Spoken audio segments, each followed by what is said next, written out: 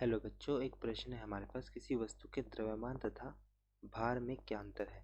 तो हमें यहाँ पर बताना है कि किसी वस्तु के द्रव्यमान में भार में बताना है कि क्या अंतर होगा। तो सबसे पहले हम बात करते हैं प्रश्न की मुख्य अवधारणा की। मुख्य अवधारणा, तो जैसा कि हम जानते हैं कि जो हमारे पास वस्तु का द्रव्यमान में भार हमें बताना है, जब भी कोई वस्तु को हम मुक्त पतन में गिराते हैं तो वह हमेशा नीचे की तरफ एक जी हमारे पास पर लगता है, जिसको हम बोलते हैं गुरुत्वीय त्वरण बोलते हैं।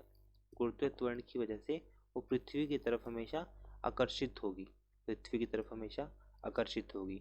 तो ये हमारे पास है। तो अब हमें बताना है इस प्रश्न में मुख्य अवधारणा के अनुसार कि द्रव्यमान व भार में क्या अंतर है। तो द्रव्यमान हमारे पास क्या होता है, तो सबसे पहले मैं बात करता हूँ द्रव्यमान की। द्रव्यमान जिसको हम मास बोलते हैं, किसी भी वस्तु का मास या द्रव्यमान।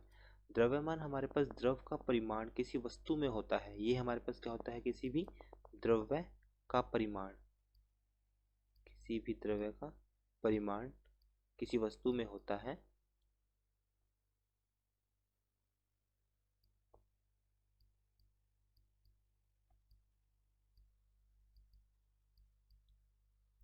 किसी वस्तु में होता है, वह वस्तु का सूक्ष्म परिमाण होता है, जिसको हम m से परिभाषित करते हैं।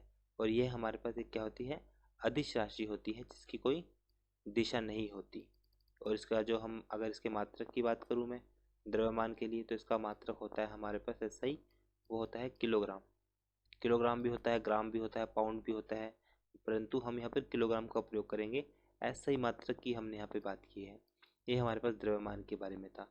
अब हम बात करते हैं भार। जब भी कोई वस्तु गुरुत्वीय त्वरण की वजह से नीचे की ओर पृथ्वी की तरफ आकर्षित होती है तो उसका भार होता है mg। तो यहाँ पर क्या होता है, हमारे पास mg होता है। जब किसी वस्तु को पृथ्वी जिस पर आकर्षण बल उसके केंद्र की ओर खींचती है, तो यहाँ पर क्या हो जाएगा, केंद्र की ओर खींचती है, तो इस पर लगने वाला हमारे पास जो W होगा, W को हम क्या बोलते हैं, भार। तो देख सकते हैं कि भार, ये हमारे पास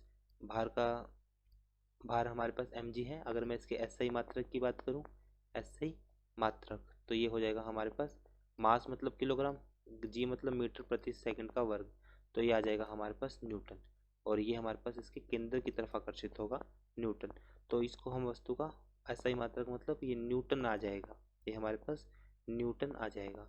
तो इसी तरह हम कह सकते हैं कि ये हमारे पास एक सदिश राशि है, क्योंकि इसकी हमेशा दिशा होती है। तो ये इसका उत्तर आएगा।